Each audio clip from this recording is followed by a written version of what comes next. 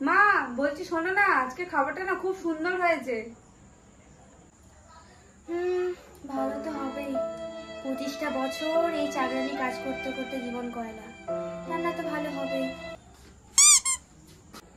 তুমি না কি যে বলো মা, তুমি তো বরাবরই ভালো রান্না করতে। তুই বললে কি হবে?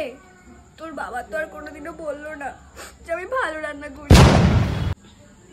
মায়ের তো মনটা খারাপ, একটু ভালো কথা বললে মায়ের মনটা ঠিক আছে।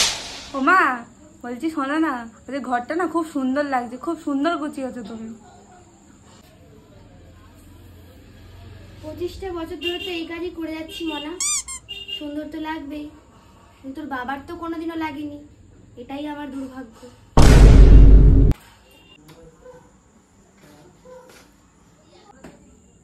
কোথায় গেছিলে মা? কখন থেকে তোমাকে ডাকছিলাম, বলতে পারতে, একসাথে বেরোতাম, দুজনে কেনাকাটা করে আসতাম কিছু। আমার ভুল হয়ে গেছে রে, আসলে আমি তো ভুলেই যাই যে আমি বাড়ি কাজের লোক। তোকে বলে যাওয়াটা আমার উচিত ছিল, ক্ষমা করে দে এবারের মতো। এই নে জিনিসপত্র রাখলাম, তুই দেখে নে যে ঠিকঠাক জিনিসপত্রগুলো এনেছি কিনা, আমার আর কি করা আছে। ও মা একটা কথা বলবো, শুনবে?